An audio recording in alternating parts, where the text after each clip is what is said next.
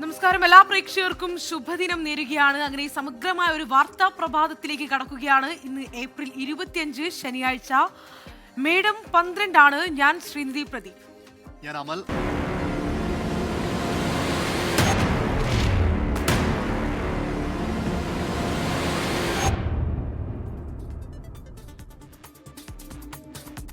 അങ്ങനെ സമഗ്രമായ ഒരു വാർത്താ പ്രഭാതത്തിലേക്ക് കടക്കുമ്പോൾ നമുക്കറിയാം, സംസ്ഥാനം ഇങ്ങനെ കൊടും ചൂടിൽ ഇങ്ങനെ പൊള്ളി നിൽക്കുകയാണല്ലേ. എന്തായാലും കൊടും ചൂടിൽ സംസ്ഥാനം കനത്ത ജാഗ്രതയിൽ തുടരുകയാണ്. പാലക്കാട്, തൃശൂർ ജില്ലകളിൽ ഉഷ്ണതരംഗ മുന്നറിയിപ്പിന് പിന്നാലെ ഓറഞ്ച് അലർട്ട് നിലനിൽക്കുകയാണ്. സംസ്ഥാനത്തെ ഉഷ്ണതരംഗ സാഹചര്യം ചർച്ച ചെയ്യാൻ മുഖ്യമന്ത്രി വിളിച്ച ഉന്നതതല യോഗം ഇന്ന് നടക്കും. അജ്മൽ ദിറാറുണ്ട് തിരുവനന്തപുരത്ത് നിന്ന്. അജ്മൽ, ഇതിപ്പോ ഓരോ ദിവസവും ചൂട് കൂടിക്കൊണ്ടിരിക്കുന്ന അവസ്ഥയാണ്. ഈ ഉഷ്ണതരംഗ സാധ്യത, കൊടും ചൂട് എന്നത്തേക്ക് വരെ നീണ്ടു നിൽക്കും എന്നതിനെക്കുറിച്ച് നമുക്ക് വിവരങ്ങളുണ്ടോ? ഒപ്പം തന്നെ ഈ ഉന്നതതല യോഗവുമായി ബന്ധപ്പെട്ട വിവരങ്ങൾ എന്തൊക്കെയാണ്? അമൽ, ശ്രീനിധി, സംസ്ഥാനത്ത് ഈ പറയുന്നത് പോലെ കനത്ത ചൂട് ഇപ്പോഴും തുടരുകയാണ്. ഇന്നലെ പാലക്കാട്, തൃശൂർ ജില്ലകളിൽ ഓറഞ്ച് അലർട്ട് പ്രഖ്യാപിച്ചിട്ടുണ്ട്. കാരണം ഉഷ്ണതരംഗ സാധ്യതാ മുന്നറിയിപ്പ് ഈ രണ്ട് ജില്ലകളിലും കേന്ദ്ര കാലാവസ്ഥാ വകുപ്പ് പ്രഖ്യാപിച്ചിട്ടുണ്ട്. പാലക്കാട് ഇന്നലെ രാവിലെയൊക്കെ 40 ഡിഗ്രി സെൽഷ്യസിന് മുകളിൽ രേഖപ്പെടുത്തിയെങ്കിലും താരതമ്യേന കുറഞ്ഞ താപനിലയാണ് ഉച്ചയ്ക്ക് ശേഷം രേഖപ്പെടുത്തിയത്. 39.7 ഡിഗ്രി സെൽഷ്യസ് ആയിരുന്നു. എന്നാൽ കോഴിക്കോടിനെ സംബന്ധിച്ചിടത്തോളം ഈ സീസണിലെ തന്നെ ഏറ്റവും ഉയർന്ന താപനിലയാണ് 38 ഡിഗ്രി സെൽഷ്യസ് ആണ് ഇന്നലെ രേഖപ്പെടുത്തിയത്. എന്നാലും മുക്കം ഭാഗങ്ങളിലൊക്കെ ഉച്ചയ്ക്ക് ശേഷം ലഭിച്ച വേനൽ മഴ ചെറിയ തോതിലെങ്കിലും ആശ്വാസമേകാനായിട്ടുണ്ട്. ഏതായാലും സംസ്ഥാനത്ത് ഈ പറഞ്ഞതുപോലെ 12 ജില്ലകളിൽ നിലവിൽ യെല്ലോ അലർട്ടും ഈ പറഞ്ഞ പാലക്കാട്, തൃശൂർ ജില്ലകളിൽ ഓറഞ്ച് അലർട്ട് തുടരുന്നുണ്ട്. പൊതുജനങ്ങൾ ജാഗ്രത പാലിക്കണമെന്നും 11 മണി മുതൽ 3 മണി വരെയുള്ള സമയം നേരിട്ട് ചൂടേൽക്കുന്നത്, വെയിലേൽക്കുന്നത് ഒഴിവാക്കണമെന്നുമാണ് കേന്ദ്ര കാലാവസ്ഥാ വകുപ്പും അതോടൊപ്പം തന്നെ സംസ്ഥാന ദുരന്ത നിവാരണ അതോറിറ്റി നൽകുന്ന മുന്നറിയിപ്പ്. 27-ാം തീയതി വരെ സംസ്ഥാനത്ത് ഈ ചൂട്, ഉയർന്ന താപനില തുടരാൻ തന്നെയാണ് സാധ്യത. എന്നാലും ഇതിനിടയിൽ ഒറ്റപ്പെട്ട മഴ ലഭിക്കാമെങ്കിലും തിങ്കളാഴ്ച മുതൽ സംസ്ഥാനത്തിൻ്റെ വിവിധ ഭാഗങ്ങളിൽ ചിലയിടങ്ങളിൽ ഇടമിന്നലോടുകൂടിയ മഴ അടക്കം ലഭിക്കാൻ സാധ്യതയുണ്ട്. ഈ ചൂടിന് താപനിലയ്ക്ക് അല്പം ആശ്വാസമാകാൻ സാധ്യതയുണ്ട് എന്നും കേന്ദ്ര കാലാവസ്ഥാ വകുപ്പ് മുന്നറിയിപ്പ് നൽകുന്നുണ്ട്. അതോടൊപ്പം തന്നെ മുഖ്യമന്ത്രിയുടെ നേതൃത്വത്തിൽ ഉഷ്ണതരംഗ സാധ്യതാ മുന്നറിയിപ്പ് നിലനിൽക്കുന്ന ഈ സാഹചര്യത്തിലും പശ്ചാത്തലത്തിലും ഇന്ന് 11 മണിക്ക് ഒരു ഉന്നതതല യോഗം വിളിച്ചിട്ടുണ്ട്. ഓൺലൈനായി നടക്കുന്ന യോഗങ്ങളിൽ ഏതെല്ലാം മുന്നറിയിപ്പുകളും എന്തെല്ലാം തീരുമാനങ്ങളുമാണ് പൊതുജനങ്ങൾ സ്വീകരിക്കേണ്ടത് എന്നതിനെക്കുറിച്ച് ചർച്ചയിൽ തീരുമാനമുണ്ടാകും എന്ന് യോഗത്തിന് ശേഷം നമുക്ക് നോക്കിക്കാണേണ്ടതുണ്ട്. അമൽ, തീർച്ചയായും എന്തായാലും സർക്കാർ നൽകുന്ന എല്ലാ നിർദ്ദേശങ്ങളും പാലിക്കുക എന്ന് തന്നെയാണ് ഏറെ പ്രധാനപ്പെട്ട കാര്യം. കാരണം അത്രത്തോളം കഠിനമാണ് ചൂട്. അതുകൊണ്ട് തന്നെ പറ്റാവുന്ന എല്ലാ മുൻകരുതലുകളും എടുത്തുകൊണ്ട് തന്നെ ജനങ്ങൾ മുന്നോട്ട് പോവുക എന്ന് തന്നെയാണ് പറയാനുള്ളത്. അജ്മൽ ദിറാറാണ് തിരുവനന്തപുരത്ത് നിന്നുള്ള വിവരങ്ങൾ പങ്കുവച്ചത്. ഇനി രാജ്യത്തടക്കമുള്ള വിവരങ്ങൾ പങ്കുവയ്ക്കേണ്ടതുണ്ട്. ഡൽഹി അടക്കമുള്ള ഉത്തരേന്ത്യൻ സംസ്ഥാനങ്ങളിൽ കനത്ത ചൂട് തുടരുകയാണ്. ഉഷ്ണതരംഗത്തിന്റെ പശ്ചാത്തലത്തിൽ ഡൽഹിയിൽ യെല്ലോ അലർട്ട് പ്രഖ്യാപിച്ചു. ഉത്തർപ്രദേശ്, രാജസ്ഥാൻ, ഹരിയാന, ഒഡീഷ സംസ്ഥാനങ്ങളിലും കനത്ത ചൂടാണ് തുടരുന്നത്. PR അരവിന്ദ് ഡൽഹിയിൽ നിന്നും ചേരും. അരവിന്ദ്, പൊതുവിൽ എങ്ങനെയാണ് ഉത്തരേന്ത്യൻ സംസ്ഥാനങ്ങളിലെ ഒരു സാഹചര്യം? ഇപ്പോൾ ഡൽഹിയിൽ യെല്ലോ അലർട്ട് ആണെന്ന് പറയുന്നു. ഉത്തരേന്ത്യയിൽ ഉഷ്ണതരംഗം ഏത് ദിവസം വരെ തുടരും എന്നുള്ളതാണ് നിലവിൽ ലഭിക്കുന്ന വിവരം. അമൽ, ശ്രീനിധി, അടുത്ത 3 ദിവസം കൂടി രാജ്യത്ത് ശക്തമായ ഉഷ്ണതരംഗം ഉണ്ടാകുമെന്ന് തന്നെയാണ് കേന്ദ്ര കാലാവസ്ഥാ നിരീക്ഷണ കേന്ദ്രം നൽകുന്ന മുന്നറിയിപ്പ്. ഇന്നലെ രേഖപ്പെടുത്തിയ ഏറ്റവും ഉയർന്ന താപനില എന്ന് പറയുന്നത് 45.2 ഡിഗ്രി സെൽഷ്യസ് ആണ്. ഉത്തർപ്രദേശിലെ പ്രയാഗ്രാജിലാണ് ഇന്നലെ ഏറ്റവും ഉയർന്ന താപനില രേഖപ്പെടുത്തിയത്. ഇതുകൂടാതെ തന്നെ ഡൽഹി അടക്കമുള്ള ഉത്തരേന്ത്യൻ സംസ്ഥാനങ്ങളിൽ, ഡൽഹി, ഉത്തർപ്രദേശ്, അതുപോലെ തന്നെ ഹരിയാന, രാജസ്ഥാൻ എന്നിവിടങ്ങളിൽ ഇന്നും ശക്തമായ ഉഷ്ണതരംഗത്തിന്റെ മുന്നറിയിപ്പുണ്ട്. ഇതിന്റെ പശ്ചാത്തലത്തിൽ ഇന്ന് ഡൽഹിയിൽ യെല്ലോ അലർട്ട് പ്രഖ്യാപിച്ചിരിക്കുകയാണ്. ജനങ്ങൾ അതീവ ജാഗ്രത പാലിക്കണമെന്ന് തന്നെയാണ് നിർദ്ദേശമുള്ളത്. കാരണം വരും ദിവസങ്ങളിലും ഉഷ്ണതരംഗം, കാരണം ഇന്നലെ 45-ന് മുകളിലേക്ക് താപനില പോയിട്ടുണ്ട്. വരും ദിവസങ്ങളിലും ഇത് ഉയരാനുള്ള സാധ്യത നിലനിൽക്കുന്നുണ്ട്. അതുകൊണ്ട് തന്നെ കൃത്യമായ നിർദ്ദേശങ്ങൾ പാലിക്കുക, അതുപോലെ തന്നെ ഉച്ച സമയങ്ങളിൽ നേരിട്ട് വെയിലേൽക്കുന്നത് ഒഴിവാക്കണം അരവിന്ദാണ് ഡൽഹിയിൽ നിന്ന് വിവരങ്ങൾ നൽകിയത്. ഉത്തരേന്ത്യയിലും കനത്ത ചൂട് തുടരുകയാണ്. എന്തായാലും ഉഷ്ണതരംഗത്തിന്റെ പശ്ചാത്തലത്തിൽ ഡൽഹിയിലടക്കം യെല്ലോ അലർട്ട് പ്രഖ്യാപിച്ചിട്ടുണ്ട്. ഉത്തർപ്രദേശ്, രാജസ്ഥാൻ, ഹരിയാന, ഒഡീഷ സംസ്ഥാനങ്ങളിൽ ഉൾപ്പെടെ കനത്ത ചൂടാണ് തുടരുന്നത്. നമുക്ക് മറ്റൊരു വാർത്തയിലേക്ക് കൂടി പോകാം. സംസ്ഥാനത്ത് 2 ആഴ്ചക്കിടെ പാമ്പ് കടിയേറ്റ് മരിച്ചവരുടെ എണ്ണം 5ആയി. ഇന്നലെ ആലപ്പുഴ കുട്ടനാട്ടിൽ വീട്ടമ്മ പാമ്പ് കടിയേറ്റ് മരിച്ചു. ശുചിമുറിക്ക് മുന്നിൽ വെച്ചാണ് കുട്ടനാട് വൈശ്യം ഭാഗം സ്വദേശി ഇന്ദിരയ്ക്ക് മൂർഖൻ പാമ്പിന്റെ കടിയേറ്റത്. അശ്വിൻ പാലാഴിയുണ്ട് ആലപ്പുഴയിൽ നിന്നും. അശ്വിൻ, ഇവരെ ആശുപത്രിയിൽ എത്തിക്കാൻ സാധിച്ചിരുന്നോ? എന്താണ് മറ്റ് വിവരങ്ങൾ? അമൽ, 65 വയസ്സുകാരിയായ ഇന്ദിര ഇന്നലെ വീടിന് സമീപത്ത്, വീടിന് പുറത്തുള്ള ശുചിമുറിയിൽ ലേക്ക് പോകവെയാണ് അതിന് മുന്നിൽ വെച്ച് ശുചിമുറിക്ക് മുന്നിൽ വെച്ച് മൂർഖൻ പാമ്പിന്റെ കടിയേൽക്കുന്നത്. ഉടൻ തന്നെ നാട്ടുകാരെയും ഒപ്പം വീട്ടിലുണ്ടായിരുന്നവരും ഒക്കെ ശബ്ദം വെച്ച് ഇവർ അടുത്തേക്ക് വിളിച്ചു. പാമ്പ് കടിയേറ്റു എന്ന് ഉറപ്പിച്ച ശേഷം വണ്ടാനം മെഡിക്കൽ കോളേജ് ആശുപത്രിയിലേക്ക് കൊണ്ടുപോയി. അവിടെ തീവ്രപരിചരണ വിഭാഗത്തിൽ ചികിത്സയിലായിരുന്നു. പാമ്പ് കടിയേറ്റു എന്ന് സ്ഥിരീകരിച്ചതിന് പിന്നാലെ ആന്റിവെനവും നൽകിയിരുന്നു. പക്ഷേ ജീവൻ രക്ഷിക്കാനായില്ല. രാത്രി 9:30 ഇന്ദിര മരണപ്പെടുകയായിരുന്നു. ആഴത്തിലേറ്റ മുറിവ് എന്നുള്ളതാണ് നിലവിൽ പറയുന്നത്. ഒപ്പം ഇന്ന് ഇന്ദിരയുടെ പോസ്റ്റ്മോർട്ടം നടപടികൾ രാവിലെ 10 മണിയോടെ വണ്ടാനം മെഡിക്കൽ കോളേജ് ആശുപത്രിയിൽ നടക്കും.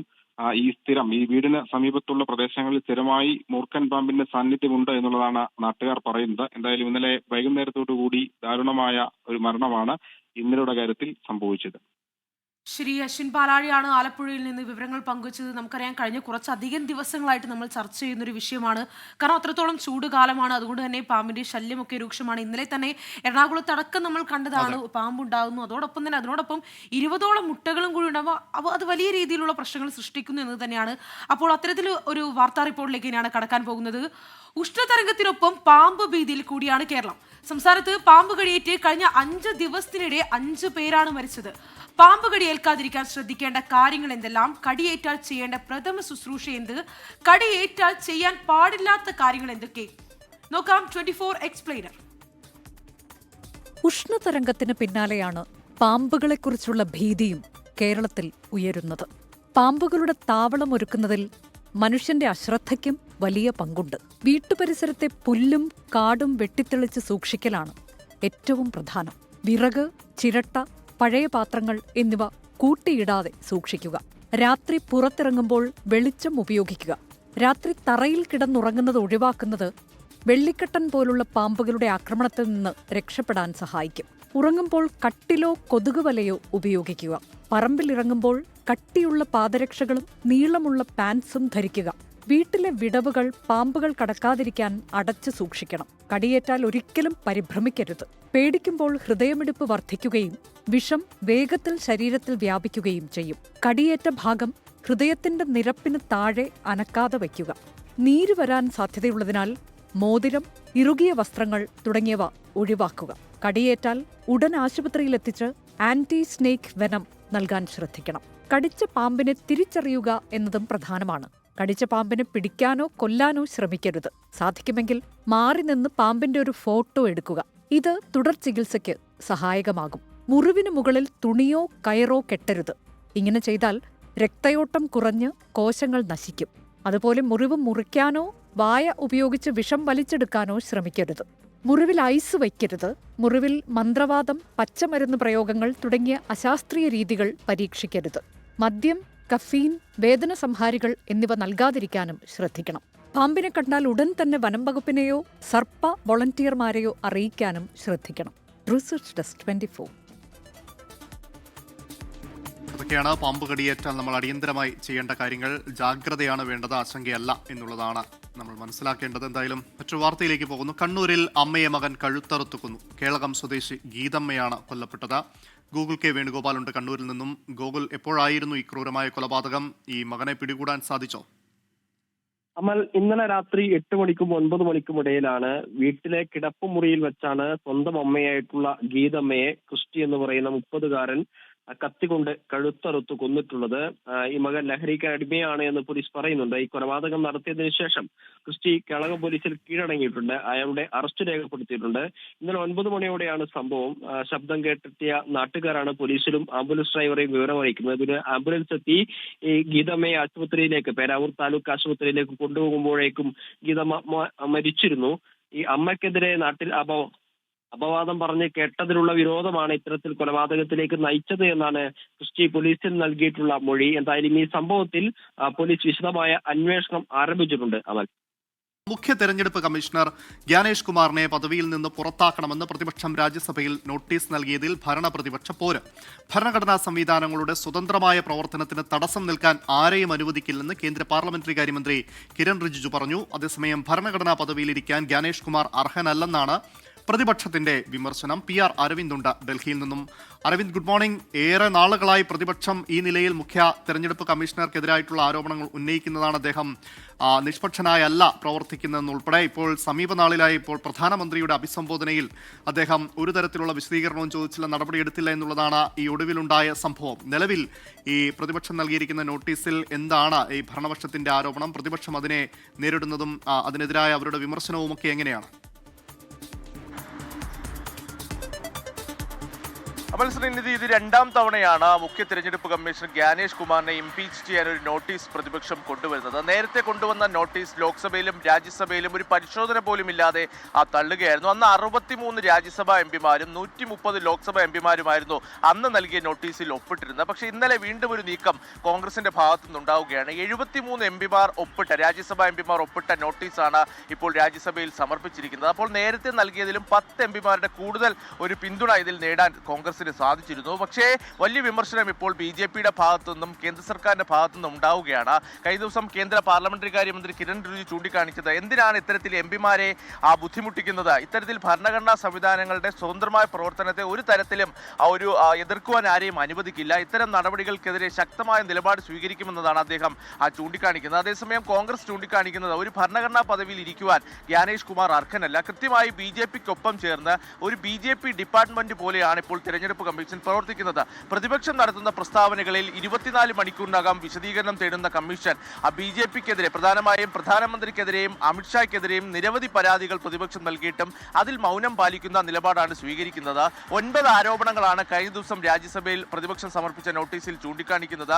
മാതൃകാ പെരുമാറ്റച്ചട്ടത്തിന്റെ ലംഘനം BJP നേതാക്കൾ നടത്തുമ്പോൾ യാതൊരുവിധ നടപടികളും സ്വീകരിക്കുന്നില്ല, കൃത്യമായി വോട്ട് മോഷണം നടത്തുന്നു, അത് BJPക്ക് അനുകൂലമായ രീതിയിൽ നടത്തുന്ന അടക്കമുള്ള ആരോപണങ്ങൾ പ്രതിപക്ഷം ഉയർത്തിയിട്ടുണ്ട്. ഇതുകൂടാതെ തന്നെ ലോക്സഭയിലും സമാനമായ രീതിയിലുള്ള നോട്ടീസ് ഉടൻ പ്രതിപക്ഷത്തിന്റെ ഭാഗത്തുനിന്ന് നൽകും. നേരത്തെ 130 ലോക്സഭ എംപിമാർ ഒപ്പിട്ടിരുന്നെങ്കിൽ ഇത്തവണ കൂടുതൽ എംപിമാരുടെ പിന്തുണ കൊണ്ട് പുതിയ നോട്ടീസ് നൽകുവാനാണ് പ്രതിപക്ഷം ലക്ഷ്യം വയ്ക്കുന്നത്. എന്തായാലും വരും ദിവസങ്ങളിൽ ഈ വിഷയം വലിയ ചർച്ചയാകുമെന്ന കാര്യത്തിൽ സംശയമില്ല. പക്ഷേ രാജ്യസഭാ അധ്യക്ഷനും ലോക്സഭാ സ്പീക്കറും എന്ത് നിലപാട് സ്വീകരിക്കും എന്നതാണ് ഏറെ നിർണായകം. മുൻപ് നൽകിയ നോട്ടീസുകളിൽ യാതൊരുവിധ പരിശോധനകളും ഇവരുടെ ഭാഗത്തുനിന്നുണ്ടായിരുന്നില്ല. ഒരു കാരണം വ്യക്തമാക്കാതെ നോട്ടീസ് തള്ളുകയായിരുന്നു എന്ന് മാത്രമാണ് ഇരു സഭാ അധ്യക്ഷന്മാരും വ്യക്തമാക്കിയത്. എന്തായാലും സമാനമായ നിലപാട് ഈ നോട്ടീസിനും ഉണ്ടാകും എന്നതാണ് കേന്ദ്ര പാർലമെന്ററി കാര്യമന്ത്രിയുടെ ഈ മറുപടിയിൽ നിന്ന് വ്യക്തമാകുന്നത്. അമൽ, ശരി അരവിന്ദ്, മറ്റൊരു വാർത്തയുടെ വിവരങ്ങൾ കൂടി പങ്കുവയ്ക്കാനുണ്ട്. മണിപ്പൂരിൽ സംഘർഷം തുടരുന്നു. ഉഖ്രുലിൽ നാഗ കുക്കി ഏറ്റുമുട്ടൽ, വ്യത്യസ്ത ഏറ്റുമുട്ടലുകളിൽ ഇന്നലെ 3 പേരാണ് കൊല്ലപ്പെട്ടത്. അരവിന്ദ് ഒരിക്കൽ കൂടി ചേരുകയാണ്. അരവിന്ദ്, ഇതാ വീണ്ടും മണിപ്പൂർ അശാന്തമായി തുടരുകയാണ് അല്ലെ? ശ്രീനിധി, അമൽ, മണിപ്പൂരിൽ അശാന്തിയുടെ വാർത്തകൾ തന്നെയാണ് പുറത്തു വരുന്നത്. കഴിഞ്ഞ 24 മണിക്കൂറിൽ ഉക്രൈനിൽ പ്രധാനമായും വ്യത്യസ്തമായ ഏറ്റുമുട്ടലുകൾ നടക്കുകയും അവിടെ 3 പേർക്കാണ് ജീവൻ നഷ്ടമാവുകയും ചെയ്തത്. 2 നാഗ കുക്കി വിഭാഗക്കാർക്കും അതുപോലെ തന്നെ ഒരു നാഗ വിഭാഗത്തിലുള്ള ഗാർഡിനുമാണ് ജീവൻ നഷ്ടമായത്. വലിയ രീതിയിലുള്ള സംഘർഷ സാഹചര്യം ഈ മേഖലയിൽ നിലനിൽക്കുന്നുണ്ട്. നിരവധി വീടുകൾക്ക് തീയിട്ടിട്ടുണ്ട്. അതോടൊപ്പം തന്നെ ഏറ്റുമുട്ടലിൽ നിരവധി പേർക്ക് പരിക്കേറ്റിട്ടുണ്ട് എന്നതാണ് ഇപ്പോൾ പുറത്തു വരുന്ന വിവരം. എന്തായാലും സംഭവങ്ങൾക്ക് പിന്നാലെ ശക്തമായ സുരക്ഷയാണ് യുക്രൈൻ മേഖലയിൽ ഏർപ്പെടുത്തിയിരിക്കുന്നത്. കഴിഞ്ഞ കുറേ നാളുകളായി വലിയ രീതിയിലുള്ള സംഘർഷ സംഭവങ്ങൾ മണിപ്പൂരിൽ റിപ്പോർട്ട് ചെയ്യുന്നു. കഴിഞ്ഞ ദിവസം BSF ജവാന്റെ കുട്ടികൾ ബോംബാക്രമണത്തിൽ മരിച്ചതുമായി ബന്ധപ്പെട്ട ഇംഫാലിലും അതുപോലെ തന്നെ ചുരാചന്ദ്പൂരിലടക്കം ജനങ്ങൾ റോഡിലേക്ക് ഇറങ്ങി പ്രതിഷേധിച്ചിരുന്നു. യാതൊരുവിധ നടപടികളും സർക്കാരിന്റെ ഭാഗത്തുനിന്ന് ഉണ്ടാകുന്നില്ല എന്ന വിമർശനമാണ് ഈ സംഘടനകൾ പ്രധാനമായും ഉയർത്തുന്നത്. കാരണം നമുക്കറിയാം, മണിപ്പൂരിൽ പുതിയ സർക്കാർ വന്നതിന് പിന്നാലെ സമാധാനത്തിന് വേണ്ടിയുള്ള ചർച്ചകൾ നടത്തിയിരുന്നു. പക്ഷേ അത് അപ്പാടെ പരാജയപ്പെടുന്ന കാഴ്ചയാണ് ഇപ്പോൾ കാണുവാൻ സാധിക്കുന്നത്. ഉക്രൈനിലാണ് കഴിഞ്ഞ ദിവസം ഏറ്റുമുട്ടലുകൾ ഉണ്ടാകുകയും 3 പേർ കൊല്ലപ്പെടുകയും ചെയ്തു. എന്തായാലും സംഘർഷ സാഹചര്യം നിലനിൽക്കുകയാണ്. തക്കതായ തിരിച്ചടികൾ നൽകുമെന്നതാണ് ഈ സംഘടനകൾ നൽകുന്ന മുന്നറിയിപ്പ്. പക്ഷേ എല്ലാവരും സമാധാനം പാലിക്കണമെന്നും കൃത്യമായി ഇത്തരം കുറ്റക്കാർക്കെതിരെ നടപടി ഉണ്ടാകുമെന്നതാണ് മണിപ്പൂർ സർക്കാർ ഈ ഘട്ടത്തിൽ അറിയിച്ചിരിക്കുന്നത്. പക്ഷേ ഇത്തരം ആഹ്വാനങ്ങൾ സർക്കാരിന്റെ ഭാഗത്തുനിന്നുണ്ടാകുമ്പോഴും മണിപ്പൂരിൽ നിന്ന് സംഘർഷത്തിന്റെ വാർത്തകൾ തന്നെയാണ് ഓരോ ദിവസവും പുറത്തു വരുന്നത്. നിർമ്മാതാവ് മുരളി കുന്നുംപുറത്തിന്റെ ആരോപണം തള്ളി നദികളിൽ സുന്ദരി യമുന എന്ന ചിത്രത്തിന്റെ സംവിധായകൻ വിജേഷ് പാണത്തൂർ റിലീസിന് മുൻപേ മാർക്കറ്റിംഗ് ആയ സിനിമയാണ് നദികളിൽ സുന്ദരി യമുനി എന്ന് വിജേഷ് പാണത്തൂർ പറഞ്ഞു. തന്റെ സിനിമ കരിയർ തകർക്കാനാണ് ശ്രമമെന്നും നിയമപരമായി നേരിടുമെന്നും വിജേഷ് പാണത്തൂർ 24-നോട് പറഞ്ഞു. സിനിമാ നിർമ്മാതാവ് മുരളി കുന്നുംപുറത്ത് കഴിഞ്ഞ ദിവസമാണ് ചില നവാഗത സിനിമാ പ്രവർത്തകർക്കെതിരെ ആരോപണവുമായി രംഗത്ത് വന്നത്. ഇപ്പോൾ അതിൽ ആരോപണ വിധേയനായ വിജേഷ് പാണത്തൂർ, സംവിധായകൻ വിജേഷ് പാണത്തൂർ 24-നൊപ്പം ചേരുകയാണ്. ഈ മുരളീകുന്നുംപുറത്ത് പറഞ്ഞത് അദ്ദേഹത്തെ നിങ്ങൾ പറ്റിച്ചു എന്നൊക്കെയാണ് പറഞ്ഞത്, നിങ്ങൾക്ക് സിനിമാ സംവിധാനം അറിയില്ല അങ്ങനെയൊക്കെയാണ് പറഞ്ഞത്. എന്താണ് ഇതിൽ വാസ്തവം? വാസ്തവം ജനങ്ങൾ കണ്ടിട്ടുണ്ടാവുമെന്ന് വിചാരിക്കുന്നു. നദികളിൽ സുന്ദരി യമുന അത്ര മോശം സിനിമയായിട്ട് എനിക്ക് തോന്നുന്നില്ല. കാരണം വെച്ചെങ്കിൽ ആ പടം റിലീസിന് മുന്നേ തന്നെ 1,90,00,000 രൂപയ്ക്ക് ഇതിൻ്റെ OTT വിറ്റ് പോയതും മ്യൂസിക് റൈറ്റ്സ് 15 ലക്ഷം രൂപയ്ക്ക് വിറ്റ് പോയും അങ്ങനെ 2,05,00,000 രൂപയ്ക്ക് ആ പടം തിയേറ്ററിൽ ഇറങ്ങുമ്പോൾ തന്നെ പ്രോഫിറ്റായ പടമാണ്. ആ പടം ഫസ്റ്റ് കോപ്പി ഞാൻ കൊടുക്കുന്നത് 3,70,00,000 രൂപയാണ് ആ പടത്തിൻ്റെ കോസ്റ്റ് വന്നിട്ടുള്ളത്. അതിനുശേഷം അത് തിയേറ്ററിൽ 35 ദിവസം തിയേറ്ററിൽ കളിച്ചു. പിന്നെ അവിടെ നിന്ന് ഇങ്ങോട്ടുള്ള എൻ്റെ കണക്ക് ഇതുവരെ കിട്ടിയില്ല. ഈ പടത്തിന് സാറ്റലൈറ്റ് അന്ന് ബിസിനസ് 2-3 ചാനൽസ് ചോദിച്ചിരുന്നു, എന്തുകൊണ്ട് ഇതിൻ്റെ സാറ്റലൈറ്റ് കൊടുത്തില്ല? നല്ലൊരു തുക ഓഫർ ഉണ്ടായിരുന്നു. എനിക്ക് തോന്നുന്നു ഒരു 1 CR അടുത്ത് ഒരു ചാനൽ ഓഫർ പറഞ്ഞിട്ടും ഈ പടത്തിൻ്റെ സാറ്റലൈറ്റ് കൊടുക്കാൻ സമ്മതിച്ചില്ല എന്നാണ് മറ്റേ പ്രൊഡ്യൂസർ പറയുന്നത്. അപ്പോൾ അദ്ദേഹം ചോദിക്കും പറഞ്ഞത് ഇതിൽ അഭിനയിച്ച നായകൻ്റെ വലിയൊരു പടം ഈ അടുത്ത് തന്നെ റിലീസാവും, അത് വന്നു കഴിഞ്ഞാൽ നമ്മളിപ്പോൾ അവർ പറയുന്നതിനെക്കാട്ടിയും ഫണ്ട് തരുമെന്ന് പറയാം. അന്നും ഞാൻ പറഞ്ഞു ഇത് വളരെ മണ്ടത്തരാണ് ചെയ്യുന്ന കാര്യം, ഇത് വീഞ്ഞല്ല, ഇത് സിനിമയാണ്, ഇത് നമ്മൾ അങ്ങനെ നിൽക്കാൻ പാടില്ല, ഇത് നമ്മൾ കൊടുത്ത് ഒഴിവാക്കണം. കാരണം വെച്ചാൽ നമുക്ക് കിട്ടുന്ന സമയത്ത് നമുക്ക് ഇത് ബിസിനസ് നടക്കുള്ളൂ. ആ പടം പിടിച്ചു വെച്ചു, സാറ്റലൈറ്റ് കൊടുത്തില്ല. അതിനുശേഷം 1 വർഷം കഴിഞ്ഞതിന് ശേഷം വീണ്ടും വേറൊരു ചാനൽ ചോദിച്ചു 50 ലക്ഷത്തിന്, എന്നിട്ടും കൊടുത്തില്ല. അതാണ് എനിക്കറിയേണ്ടത്, ഇതിൻ്റെ പുറകിൽ എന്ത് സംഭവിക്കുന്നു, എന്തുകൊണ്ട് ഈ പടം ബിസിനസ് ചെയ്യുന്നില്ല, എന്നിട്ട് നഷ്ടം എന്ന് പറയുന്നു. ഉയർച്ചയിൽ നിൽക്കുന്ന സമയത്താണ് ഇങ്ങനെയുള്ള ഒരു സംഗതി വരുന്നത്. സ്വാഭാവികമായിട്ട് ഒരു നവാഗതൻ എന്ന നിലയിൽ അത് നിങ്ങളെ എത്രത്തോളം ബാധിക്കുന്നുണ്ട്? അത് ഒരു കണക്ക് പറഞ്ഞാൽ സിനിമ ഇൻഡസ്ട്രിയിൽ എനിക്കത് ബാധിക്കുന്നില്ല. ഇൻഡസ്ട്രിയിൽ എനിക്ക് ബാധിക്കുന്നില്ല വെച്ചെങ്കിൽ ഈ പറഞ്ഞ പൊതുസമൂഹത്തിൻ്റെ ഇടയിലാണ് എനിക്കത് നന്നായിട്ട് ബാധിച്ചിട്ടുള്ളത്. ഞാനൊരു നാട്ടിൻപുറത്തുനിന്ന് വരുന്ന ആളാണ്.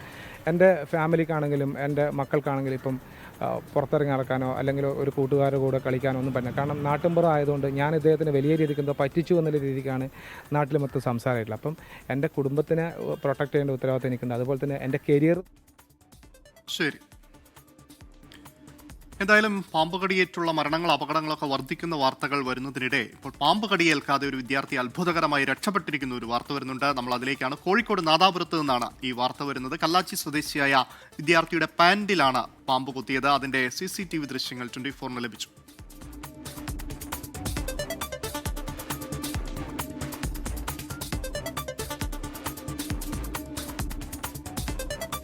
അജി കുഞ്ഞുമോൻ കോഴിക്കോട് നേരും. Aji, good morning. എങ്ങനെയാണ് ഈ കുഞ്ഞ് രക്ഷപ്പെട്ടത്?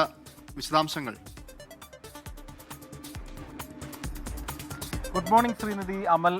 ഇന്നലെയാണ് ഈ സംഭവം നടക്കുന്നത്. അതായത് ഈ വീട്ടുമുറ്റത്ത് വെച്ചാണ് ഈ 11 വയസ്സുകാരനെ പാമ്പ് കുത്തിയത് എന്നാണ് നമ്മൾക്ക് ക്ഷമിക്കണം, അദ്ദേഹം ഈ 11 വയസ്സുകാരൻ്റെ പാൻസിൽ പാമ്പ് കുത്തിയതെന്നാണ് നമുക്ക് പ്രാഥമികമായി ലഭിക്കുന്ന വിവരം. അതായത് ഇന്നലെ വൈകുന്നേരം 5 മണിയോടെയാണ് ഈ സംഭവം നടക്കുന്നത്. വീട്ടുമുറ്റത്ത് നിർത്തിയിട്ടിരുന്ന സ്കൂട്ടറിൽ നിന്ന് സാധനം എടുക്കാൻ വേണ്ടി പോയതായിരുന്നു ഈ വിദ്യാർത്ഥി. അതിനിടയിൽ ഈ പൂച്ചയെ കണ്ടപ്പോൾ പതുങ്ങിയിരുന്ന പൂച്ചയെ കണ്ടപ്പോൾ ഈ പാമ്പ് പെട്ടെന്ന് പതുങ്ങിയിരുന്നു, പാമ്പ് എഴഞ്ഞു പോവുകയായിരുന്നു. അപ്പോൾ വിദ്യാർത്ഥിയുടെ അടുത്തേക്ക് പാഞ്ഞടുക്കുന്നതാണ് നമുക്ക് ആ ദൃശ്യങ്ങളിൽ കാണാൻ കഴിഞ്ഞത്. ഏതായാലും ഇപ്പോൾ വലിയ തരത്തിലുള്ള ജാഗ്രത വേണ്ട സമയമാണ്. വിദ്യാർത്ഥിയും അത്തരത്തിൽ ഒരു ജാഗ്രത കാണിച്ചതുകൊണ്ടാണ് പാമ്പിൻ്റെ കൊത്തേൽക്കാതെ രക്ഷപ്പെട്ടത് എന്ന് നമുക്ക് CCTV ദൃശ്യങ്ങളിൽ തന്നെ നമുക്ക് കാണാൻ കഴിയും. ഏതായാലും പൂച്ചയിൽ നിന്ന് രക്ഷപ്പെടാൻ പാമ്പ് കാറിനടിയിലേക്ക് ഇഴഞ്ഞു നീങ്ങിയപ്പോഴാണ് ഈ വിദ്യാർത്ഥി അവിടെ സാധനം എടുക്കാൻ വന്നത്. ആ സാധനം എടുക്കാൻ വന്നപ്പോൾ പാമ്പ് തിരിച്ച് വരികയായിരുന്നു. അങ്ങനെയാണ് ഈ വിദ്യാർത്ഥിയുടെ പാൻസിൽ ഈ പാമ്പ് കുത്തുന്നത്. അമൽ, ശ്രീനിധി. ശരി, എന്തായാലും എല്ലാവരും ഇതേപോലെ ജാഗ്രത പാലിച്ചുകൊണ്ട് ഇനിയുള്ള ദിവസങ്ങളിൽ മുന്നോട്ട് പോവുക. കുഞ്ഞ ദൃശ്യങ്ങൾ തന്നെ വ്യക്തമാണ്. വളരെ പെട്ടെന്ന് തന്നെ ആ കുട്ടിയെ പിന്നോട്ട് പോയത് കൊണ്ട് മാത്രമാണ് പാമ്പിന്റെ കടിയേൽക്കാതെ രക്ഷപ്പെട്ടെന്നാണ് മനസ്സിലാക്കാൻ സാധിക്കുന്നത്.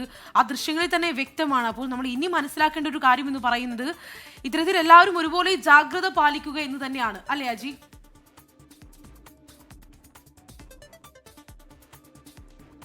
ശ്രീനിധി, പ്രത്യേകിച്ച് വലിയ തലത്തിൽ ഈ പാമ്പുകളുടെ ശല്യം ഉള്ള സമയമാണ്. പ്രത്യേകിച്ച് ഈ കാലാവസ്ഥാ വ്യതിയാനങ്ങളൊക്കെ മൂലം പ്രത്യേകിച്ച് ചൂട് കൂടുന്ന സമയമാണ്. അടുത്ത ചൂടാണ്. വേനൽക്കാലം ആയതുകൊണ്ട് തന്നെ പാമ്പുകൾ പലപ്പോഴും ഈ കാട്ടിൽ നിന്നും വനമേഖല പ്രദേശങ്ങളിൽ നിന്നൊക്കെ പുറത്തോട്ട് വരുന്നു. അത് ഈ തണുപ്പുള്ള പ്രദേശങ്ങൾ തേടി പോകുന്ന ഒരു സാഹചര്യം. അതുകൊണ്ട് തന്നെ വലിയ തരത്തിലുള്ള ജാഗ്രത വേണമെന്നാണ് ഈ വിദഗ്ധർ, ഒപ്പം തന്നെ വനപാലകർ അടക്കമുള്ള ആളുകൾ പ്രധാനമായും പറയുന്നത്.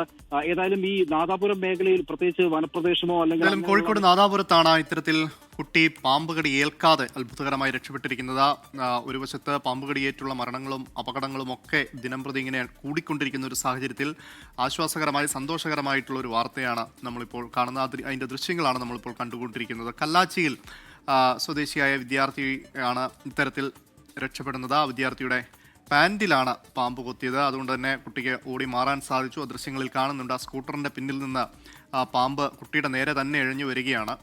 അപ്പോഴേക്കും ഇത് പാമ്പിനെ കുട്ടിക്ക് കാണാൻ സാധിച്ചു. അങ്ങനെ കുട്ടി പിന്നോട്ട് മാറി വീടിനുള്ളിലേക്ക് ഓടിക്കയറുകയായിരുന്നു. എന്തായാലും ഒരു വലിയ അപകടമാണ് തലനാരിഴയ്ക്കെന്ന പോലെ ഒഴിവായിരിക്കുന്നത്. കോഴിക്കോട് നാദാപുരത്താണ് ഇത്തരത്തിലൊരു സംഭവം ഉണ്ടായിരിക്കുന്നത്. അജി കുഞ്ഞുമോൻ തുടരുന്നുണ്ട്. അജി, വിവരങ്ങൾ. അമൽ, കോഴിക്കോട് കല്ലാച്ചിയിലാണ് ഇത്തരത്തിൽ വിദ്യാർത്ഥിക്ക് പാമ്പിന്റെ കൊത്തേൽക്കാതെ വിദ്യാർത്ഥി തലനാരിഴയ്ക്ക് രക്ഷപ്പെട്ടത്. വീട്ടുമുറ്റത്ത് വെച്ചാണ് വിദ്യാർത്ഥിക്ക് ഈ പാമ്പിന്റെ കൊത്ത് ഏൽക്കുന്നത്, അതായത് പാൻസിൽ കൊത്തേൽക്കുന്നത്. അത് വീട്ടുമുറ്റത്ത് ബൈക്കിൽ നിന്ന് മറന്നു വെച്ച സാധനം തിരികെ എടുക്കാൻ വന്നപ്പോഴാണ് ഇന്നലെ വൈകുന്നേരം 5 മണിക്ക് ഈ സംഭവം ഉണ്ടായിരിക്കുന്നത്. ഈ പൂച്ചയെ കണ്ടുകൊണ്ട് കാറിന്റെ അടിയിലേക്ക് ഇഴഞ്ഞു പോയി കഴിഞ്ഞ പാമ്പ് തിരിച്ച് വിദ്യാർത്ഥിക്ക് നേരെ പാഞ്ഞെടുക്കുകയാണ് ഉണ്ടായത്. ഈ കല്ലാച്ചി സ്വദേശിയായ അബ്ദുൾ റാഷിദിനെയാണ് ഈ പാമ്പ് ആക്രമിക്കാൻ ശ്രമിക്കുന്നത്. തലനാരിഴയ്ക്കാണ് ഈ വിദ്യാർത്ഥി രക്ഷപ്പെടുന്നത്. ഇന്നലെ വൈകുന്നേരം 5 മണിയോടുകൂടിയാണ് ഇത്തരത്തിലൊരു സംഭവം നടക്കുന്നത്. ഈ വേനൽക്കാലമായതുകൊണ്ട് തന്നെ പാമ്പുകൾ ഇപ്പോൾ മാളങ്ങളിൽ നിന്നൊക്കെ പുറത്തേക്ക് വരുന്ന ഒരു സാഹചര്യങ്ങളൊക്കെ തന്നെയാണ്. വലിയ തരത്തിലുള്ള ജാഗ്രത വേണ്ട ഒരു സമയം കൂടിയാണ്. അത്തരത്തിൽ വിദ്യാർത്ഥിയുടെ സംയോജിതമായ ഒരു ഇടപെടലും ജാഗ്രതയും കൊണ്ട് തന്നെയാണ് ഈ വിദ്യാർത്ഥിയെ കൊത്താതെ പാമ്പ് കടിയിൽ നിന്നും രക്ഷപ്പെട്ടത് എന്നും നമുക്ക് CCTV ദൃശ്യങ്ങളിൽ നിന്നും കാണാൻ സാധിക്കും. എന്തായാലും നാദാപുരം കല്ലാച്ചിയിലാണ് ഇന്നലെ വൈകുന്നേരം 5 മണിക്ക് ഈ സംഭവം ഉണ്ടാകുന്നത്. അമൽ, ശ്രീനിധി. ഇറാൻ അമേരിക്ക രണ്ടാം ഘട്ട ചർച്ച ഇസ്ലാമാബാദിൽ നടന്നേക്കും. അമേരിക്കൻ പ്രതിനിധി സംഘം ഇന്ന് ഇസ്ലാമാബാദിലേക്ക് പോകുമെന്ന് സ്ഥിരീകരിച്ചു വൈറ്റ് ഹൌസ്. ഇറാൻ വിദേശകാര്യമന്ത്രി അബ്ബാസ് അരക്ചി ഇസ്ലാമാബാദിലെത്തി. ചർച്ചയിൽ പങ്കെടുക്കുന്നത് പക്ഷേ ഇറാൻ ഔദ്യോഗികമായി സ്ഥിരീകരിച്ചിട്ടില്ല. മധു കൊട്ടാരക്കരയുണ്ട് ഫ്ലോറിഡയിലെ ഒർലാൻഡോയിൽ നിന്ന്. മധു, എന്തൊക്കെയാണ് ഇതുമായി ബന്ധപ്പെട്ട ഈ കൂടിക്കാഴ്ചയുമായി ബന്ധപ്പെട്ടുള്ള വിവരങ്ങൾ? ഗുഡ് മോർണിംഗ് അമൽ, ശ്രീനിധി. ഇറാൻ അമേരിക്ക രണ്ടാം ഘട്ട ചർച്ചയ്ക്കുള്ള സാധ്യത തെളിയുകയാണ്. നേരത്തെ നടന്ന അതേ സ്ഥലത്ത് തന്നെ ഇസ്ലാമാബാദിലാണ് ഇതിനുള്ള ചർച്ചയ്ക്കുള്ള വേദി ഒരുങ്ങുന്നതെന്നാണ് റിപ്പോർട്ടുകൾ ലഭിക്കുന്നത്. അതേസമയം അമേരിക്കയുടെ ഇറാൻ അമേരിക്ക രണ്ടാം ഘട്ട ചർച്ച നടന്നേക്കുമെന്നുള്ള ഒരു ശുഭസൂചനയാണ് വരുന്നത്. നേരത്തെ പാകിസ്ഥാനിലെ ഇസ്ലാമാബാദിൽ തന്നെ ഇരു രാജ്യങ്ങളും തമ്മിലൊരു ചർച്ച നടന്നിരുന്നു. പാകിസ്ഥാന്റെ മധ്യസ്ഥതയിലായിരുന്നു ആ ചർച്ച. പക്ഷേ ആ ചർച്ച പരാജയപ്പെട്ടു. ഇറാൻ മുന്നോട്ട് വെച്ച വ്യവസ്ഥകൾ അമേരിക്കയ്ക്കും അമേരിക്ക മുന്നോട്ട് വയ്ക്കുന്ന നിബന്ധനകൾ ഇറാനും അംഗീകരിക്കാൻ സാധിച്ചിരുന്നില്ല. ആ നിലയിലാണ് ആ ചർച്ച പരാജയപ്പെട്ടത്. ഇന്നിപ്പോൾ വീണ്ടും ഒരു ചർച്ച ഇസ്ലാമാബാദിൽ വെച്ച് തന്നെ നടന്നേക്കുമെന്നുള്ള ഒരു സൂചനയാണ് വരുന്നത്. അമേരിക്കൻ പ്രതിനിധി സംഘം ഇസ്ലാമാബാദിലേക്ക് പോകുമെന്ന് വൈറ്റ് ഹൌസ് സ്ഥിരീകരിക്കുന്നുണ്ട്. മധു കൊട്ടാരക്കര തുടരും. മധു, വിവരങ്ങൾ എന്തൊക്കെയാണ്? അമൽ, അമേരിക്കയുടെ ആവശ്യങ്ങൾ അംഗീകരിക്കാൻ ലക്ഷ്യമിട്ടുള്ള പുതിയ നിർദ്ദേശങ്ങൾ ഇറാൻ ഉടൻ മുന്നോട്ട് വയ്ക്കുവാൻ സാധ്യതയുണ്ടെന്നാണ് US പ്രസിഡന്റ് ഡൊണാൾഡ് ട്രംപ് ഇന്ന് പറഞ്ഞിരിക്കുന്നത്. റോയിട്ടേഴ്സിന് അദ്ദേഹം നൽകിയൊരു അഭിമുഖത്തിലാണ് ഇക്കാര്യം വ്യക്തമാക്കിയത്. ഇറാന്റെ ചില നിർദ്ദേശങ്ങൾ മുന്നോട്ട് വെച്ചിട്ടുണ്ടെന്നും എന്നാൽ അത് കണ്ടിട്ടില്ലെന്നുമാണ് ട്രംപ് റോയിട്ടേഴ്സിനോട് ഒരു ഫോൺ അഭിമുഖത്തിൽ പറഞ്ഞത്. അമേരിക്കൻ പ്രതിനിധി സംഘം ഇസ്ലാമാബാദിലേക്ക് പോകുന്ന കാര്യം വൈറ്റ് ഹൌസ് സ്ഥിരീകരിച്ചിട്ടുണ്ട്. അതേസമയം ഇറാൻ വിദേശകാര്യമന്ത്രി അബ്ബാസ് അരാക്ചി ഇതിനോടകം തന്നെ ഇസ്ലാമാബാദിൽ എത്തുകയും ചെയ്തു. ചർച്ചയിൽ പങ്കെടുക്കുന്ന കാര്യം ഇതുവരെയും ഒഫീഷ്യലായിട്ട് ഇറാൻ സ്ഥിരീകരിച്ചിട്ടില്ല. അമേരിക്കൻ പ്രതിനിധികളുമായിട്ട് നേരിട്ടുള്ള ഒരു കൂടിക്കാഴ്ച നടത്താൻ ഉദ്ദേശിക്കുന്നില്ലെന്ന് അബ്ബാസ് അരാക്ചി വ്യക്തമാക്കുകയും ചെയ്തിട്ടുണ്ട്. പക്ഷേ പാകിസ്ഥാൻ ഇതിനായിട്ടുള്ള ശ്രമങ്ങൾ ഇപ്പോഴും തുടരുകയാണ്. അമേരിക്കയുടെ പ്രതിനിധികൾ സ്റ്റീവ് വിറ്റ്കോഫും ട്രംപിന്റെ മരുമകൻ ജാർഡ് കുഷ്ണറുമായിരിക്കും പങ്കെടുക്കുന്നതാണ് വൈറ്റ് ഹൌസ് പറയുന്നത്. JD വാൻസിന്റെ കാര്യത്തിൽ ഇതുവരെയും തീരുമാനമായിട്ടില്ല. എന്നാൽ ഒരു ആവശ്യം വരുന്ന ഘട്ടത്തിൽ ചർച്ച നല്ല രീതിയിൽ പുരോഗമിക്കുകയാണെന്നുണ്ടെങ്കിൽ JD വാൻസ് വേണ്ടി വന്നാൽ പാകിസ്ഥാനിലേക്ക് തിരിക്കുന്നതായിരിക്കുമെന്ന് white house press secretary Karen Leavitt പറഞ്ഞിട്ടുണ്ട്. അതേസമയം ഡൊണാൾഡ് ട്രംപ് പറയുന്നത് ഹോർമൂസ് കടലിടുക്ക് തുറക്കണം എന്നുള്ള കാര്യത്തിലും അതുപോലെ യുറേനിയം സമ്പുഷ്ടീകരണം പാടില്ലെന്നുള്ള കാര്യത്തിലും അമേരിക്ക ഒരു വിട്ടുവീഴ്ച ചെയ്യില്ല. അതുപോലെ നാവിക ഉപരോധം തുടരുമെന്നും ട്രംപ് വ്യക്തമാക്കിയിട്ടുണ്ട്. അമൽ, ശ്രീനിധി. ശരി, മധു കൊട്ടാരക്കരയാണ് ഫ്ലോറിഡയിലെ ഒർലാൻഡോയിൽ നിന്ന് വിവരങ്ങൾ പങ്കുവച്ചത്. Kannur Anjarakandy dental college BDS വിദ്യാർത്ഥി നിതിൻ രാജിന്റെ മരണത്തിൽ ആരോപണ വിധേയരായ അധ്യാപകരുടെ മുൻകൂർ ജാമ്യാപേക്ഷയിൽ വിധി ഇന്ന്. പാത്തോളജി വിഭാഗം മുൻ മേധാവി doctor MK Ram, associate professor Sangeetha Nambiar എന്നിവരുടെ ജാമ്യാപേക്ഷയിൽ വിധി പറയൂ. തലശ്ശേരി അഡീഷണൽ ജില്ലാ സെഷൻസ് കോടതിയാണ് കേസ് പരിഗണിക്കുന്നത്. ഇരുവർക്കുമെതിരെ ആത്മഹത്യാ പ്രേരണ കുറ്റവും പട്ടികജാതി പട്ടികവർഗ പീഡന നിരോധന നിയമപ്രകാരവുമുള്ള കുറ്റം നിലനിൽക്കുമെന്ന് പ്രോസിക്യൂഷനും നിതിൻ രാജിന്റെ പിതാവിന്റെ അഭിഭാഷകനും വാദിച്ചിരുന്നു. നിയമസഭാ തെരഞ്ഞെടുപ്പ് വിലയിരുത്തലിനായി മുസ്ലിം ലീഗ് സംസ്ഥാന കമ്മിറ്റി യോഗം ഇന്ന് കോഴിക്കോട് ചേരും. ലീഗ് മത്സരിച്ച മണ്ഡലങ്ങളിലെ ജയസാധ്യത വിലയിരുത്തലാണ് പ്രധാന അജണ്ട. മത്സരിച്ച 27 സീറ്റിൽ 20-ലധികം മണ്ഡലങ്ങളിൽ ജയിക്കുമെന്നാണ് ലീഗ് ജില്ലാ കമ്മിറ്റികളുടെ വിലയിരുത്തൽ. UDF അനുകൂല തരംഗമുണ്ടെന്നും ലീഗ് വിലയിരുത്തുന്നുണ്ട്. പഞ്ചാബിൽ MLA-മാർ പാർട്ടി വിടുമോ എന്നതിൽ ആം ആദ്മി പാർട്ടിക്ക് ആശങ്ക. MP-മാരെ അനുനയിപ്പിക്കാൻ ഉന്നത നേതാക്കൾ സംസാരിക്കും. അരവിന്ദ് കെജ്രിവാളിന്റെ നേതൃത്വത്തിൽ ഉടൻ യോഗം ചേരും. PR അരവിന്ദ് ഡൽഹിയിൽ നിന്ന് ഒരിക്കൽ കൂടി ചേരുന്നു. അരവിന്ദ്, ഇന്നലെയാണ് രാഘവ് ചത്തയടക്കമുള്ള 7 രാജ്യസഭാ MP-മാർ പാർട്ടി വിട്ടത്. ഇപ്പോൾ MLA-മാർ കൂടി പാർട്ടി വിടുമോ എന്നുള്ളതാണ് ആം ആദ്മി പാർട്ടിയുടെ ആശങ്ക. എന്താണ് ഈ ഓപ്പറേഷൻ താമര എന്ന് ആം ആദ്മി തന്നെ ഉന്നയിക്കുന്ന ആരോപണം തന്നെയാണോ അവരെ ഭയപ്പെടുത്തുന്നത്? പഞ്ചാബിൽ തെരഞ്ഞെടുപ്പ് അടുത്തിരിക്കുകയാണ്. കഴിഞ്ഞ ദിവസമാണ് രാഘവ് ചദ്ദയടക്കമുള്ള 7 MP-മാർ പാർട്ടി വിട്ടതായി അറിയിക്കുകയും 3 MP-മാർ ഔദ്യോഗികമായി BJP-യിൽ ചേരുകയും ചെയ്തിരുന്നു. കൂടുതൽ പ്രതിസന്ധിയിലേക്ക് കാര്യങ്ങൾ പോകുന്നുവെന്നതാണ് പഞ്ചാബിൽ നിന്ന് പുറത്തുവരുന്ന റിപ്പോർട്ട്. കാരണം ഈ 7 MP-മാർക്ക് പുറമെ പഞ്ചാബിൽ MLA-മാർ കൂടി പാർട്ടി വിട്ടേക്കുമെന്നുള്ള റിപ്പോർട്ടുകളാണ് പുറത്തു വരുന്നത്. അതുകൊണ്ട് തന്നെ പെട്ടെന്ന് തന്നെ ഒരു തർക്ക പരിഹാരത്തിലേക്ക് പോകണം എന്നതാണ് ആം ആദ്മി പാർട്ടി ദേശീയ നേതൃത്വം നിർദ്ദേശിക്കുന്നത്. നിലവിൽ 3 നേതാക്കൾ BJP-യിൽ ചേർന്നിരുന്നു. മറ്റ് 4 MP-മാർ നിലവിൽ അവർ ഒപ്പമുണ്ടെന്ന് കഴിഞ്ഞ ദിവസമാണ് രാഘവ് ചദ്ദ അടക്കം വ്യക്തമാക്കിയത്. പക്ഷേ ഈ MP-മാരുമായി ബന്ധപ്പെട്ട ഒരു അനുനയ ചർച്ചകൾക്ക് ആം ആദ്മി പാർട്ടി നേതൃത്വം ശ്രമിക്കുന്നുണ്ട്. കാരണം രാജ്യസഭയിൽ 10 MP-മാരുടെ പിന്തുണയാണ് ആം ആദ്മി പാർട്ടിക്കുള്ളത്. നിലവിൽ 7 പേർ പോകുന്നു എന്ന് പറയുമ്പോൾ 3-ൽ 2 പേർ BJP-യിലേക്ക് പോകുക. അങ്ങനെയാണെങ്കിൽ ഒരു അയോഗ്യത എന്ന കാര്യത്തിലേക്ക് ഒരിക്കലും ആം ആദ്മി പാർട്ടിക്ക് മുന്നോട്ട് പോകാൻ സാധിക്കില്ല. അവരെ അയോഗ്യരാക്കാൻ സാധിക്കില്ല. അപ്പോൾ ഒരു MP-യുടെ പിന്തുണയെങ്കിലും ഒപ്പം നിർത്തിക്കൊണ്ട് ഇവരെ അയോഗ്യരാക്കുക എന്നതാണ് ആം ആദ്മി പാർട്ടി പ്രധാനമായും ഇതിലൂടെ ലക്ഷ്യം വയ്ക്കുന്നത്. സ്വാതി മലിവാളുമായി ബന്ധപ്പെട്ട് ചർച്ചകൾ നടക്കാൻ സാധ്യത നിലനിൽക്കുന്നില്ല. കാരണം നേരത്തെ തന്നെ ദേശീയ നേതൃത്വവുമായി വലിയ രീതിയിലുള്ള തർക്കത്തിലായിരുന്നു സ്വാതി മലിവാൾ ഉണ്ടായിരുന്നത്. മറ്റ് MP-മാർ ഹർഭജൻ സിംഗ് അടക്കമുള്ള മറ്റ് 3 MP-മാരുമായി ചർച്ചകൾ നടത്തി അവരെ അനുനയിപ്പിച്ച് ഒപ്പം നിർത്താനുള്ള ശ്രമങ്ങൾ ആം ആദ്മി പാർട്ടിയുടെ ഭാഗത്തു നിന്നുണ്ടാകും. അങ്ങനെയാണെങ്കിൽ ഒരുപക്ഷെ ഇതുമായി ബന്ധപ്പെട്ട ചർച്ചകൾക്ക് വേണ്ടി ഉടൻ തന്നെ ഒരു അടിയന്തര യോഗം അരവിന്ദ് കെജ്രിവാളിന്റെ അധ്യക്ഷതയിൽ ചേരുമെന്നതാണ് മനസ്സിലാകുന്നത്. കാരണം കഴിഞ്ഞ ദിവസം അരവിന്ദ് കെജ്രിവാൾ ഈ രാജ്യസഭാ MP-മാരുമായി ഒരു ചർച്ചയ്ക്ക് ശ്രമം നടത്തിയിരുന്നു. പക്ഷേ അതിനു മുമ്പാണ് തങ്ങൾ പാർട്ടി വിടുന്നതായി MP-മാർ പ്രഖ്യാപിക്കുകയും BJP അധ്യക്ഷനെ കാണുകയും ഇതുമായി ബന്ധപ്പെട്ട അംഗത്വം സ്വീകരിക്കുകയും എല്ലാം ചെയ്തത്. പക്ഷേ വലിയ പ്രതിസന്ധിയിലേക്ക് കാര്യങ്ങൾ പോകുന്നു. കാരണം പഞ്ചാബിൽ നിയമസഭാ തെരഞ്ഞെടുപ്പ് അടുത്തിരിക്കുകയാണ്. 7 MP-മാർ പ്രധാനമായും പഞ്ചാബിൽ നിന്നുള്ളവരാണ്. അപ്പോൾ പഞ്ചാബിൽ നിന്നുള്ള MLA-മാരെ കൂടി തങ്ങൾക്കൊപ്പം നിർത്താനുള്ള ശ്രമം ഈ MP-മാരുടെ ഭാഗത്തുനിന്ന് ഉണ്ടാകുന്നു എന്നതാണ് പ്രധാനമായും ആം ആദ്മി പാർട്ടി ശ്രമിക്കുന്നത്. പണം നൽകിക്കൊണ്ട് MLA-മാരെ വിലക്കെടുക്കാൻ ശ്രമിക്കുന്നു എന്ന ആരോപണം നേരത്തെ തന്നെ പഞ്ചാബിൽ ഉയർന്നിരുന്നു. കാരണം തെരഞ്ഞെടുപ്പ് അടുത്തിരിക്കുമ്പോൾ പല രീതിയിലുള്ള വാഗ്ദാനങ്ങൾ BJP-യുടെ ഭാഗത്തുനിന്നുണ്ടാകും. കാരണം ശക്തമായ പോരാട്ടം ഇത്തവണ ആം ആദ്മി പാർട്ടിയുടെ ഭാഗത്തു നിന്നും അതുപോലെ തന്നെ BJP-യുടെ ഭാഗത്തുനിന്നും പഞ്ചാബിൽ ഉണ്ടാകുമെന്നതാണ് പ്രതീക്ഷിക്കുന്നത്. എന്തായാലും ആം ആദ്മി പാർട്ടി MLA-മാരെ കൂടി തങ്ങളുടെ പാളയത്തിലേക്ക് എത്തിക്കാനുള്ള ശ്രമങ്ങൾ ഇപ്പോൾ ഉണ്ട്. ഈ 7 MP-മാരെ ഉപയോഗിച്ച് BJP നടത്തുന്നുവെന്ന വിമർശനം തന്നെയാണ് ആം ആദ്മി പാർട്ടി ഈ ഘട്ടത്തിൽ ഉയർത്തുന്നത്. എന്തായാലും പ്രതിരോധ നീക്കങ്ങൾ ശക്തമാക്കി ചർച്ചകൾ നടത്തി ഒരു പ്രശ്നപരിഹാരത്തിന് തന്നെയാണ് അരവിന്ദ് കെജ്രിവാളും സംഘവും ശ്രമിക്കുകയും ചെയ്യുന്നത്. ശരി അരവിന്ദ്, എന്തായാലും പഞ്ചാബിൽ ആം ആദ്മി പാർട്ടിയിൽ പ്രതിസന്ധി ഒഴിയുന്നില്ല. MP-മാർ പാർട്ടി വിട്ടതിന് പിന്നാലെ MLA-മാർ കൂടി പാർട്ടി വിടുമോ എന്നതിലാണ് ആം ആദ്മി പാർട്ടിയുടെ ഇപ്പോഴത്തെ ആശങ്ക. മറ്റൊരു റിപ്പോർട്ടിലേക്ക്. പത്തനംതിട്ട ജില്ലയുടെ മലയോര മേഖലയായ പൂമരുകുഴിയിലും ഈഞ്ചപ്പാറ പാക്കണ്ടത്തും കണ്ടെത്തിയ പുലിയെ ഇതുവരെ പിടികൂടാൻ കഴിഞ്ഞില്ല. കഴിഞ്ഞ ഒരാഴ്ചക്കിടെ 2 വീട്ടുകാരുടെ വളർത്തുനായ്ക്കളെ പുലി ആക്രമിച്ചു കൊന്നിരുന്നു.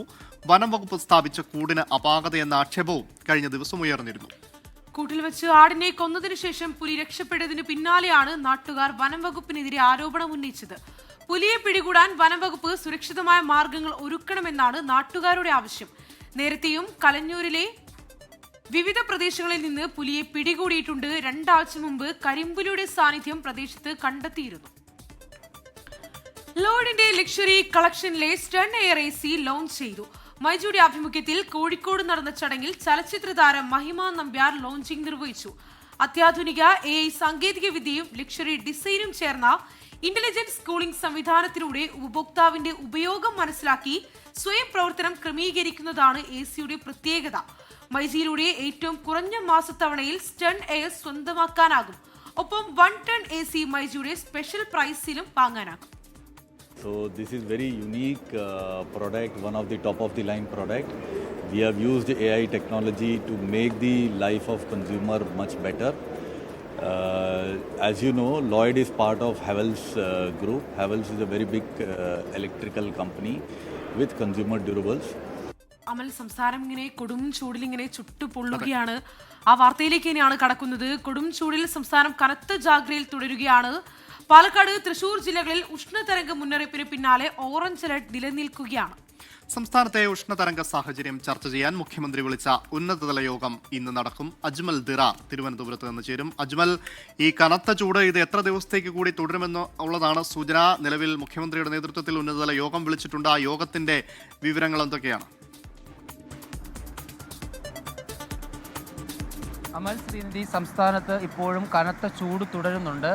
ഈ പാലക്കാട്, തൃശൂർ ജില്ലകളിൽ ഇപ്പോഴും ഓറഞ്ച് അലർട്ട് നിലനിൽക്കുന്നുണ്ട്. കാരണം ഈ രണ്ട് ജില്ലകളിലും ഉഷ്ണതരംഗ സാധ്യതാ മുന്നറിയിപ്പ് കേന്ദ്ര കാലാവസ്ഥാ വകുപ്പ് പ്രഖ്യാപിച്ചിട്ടുണ്ട്.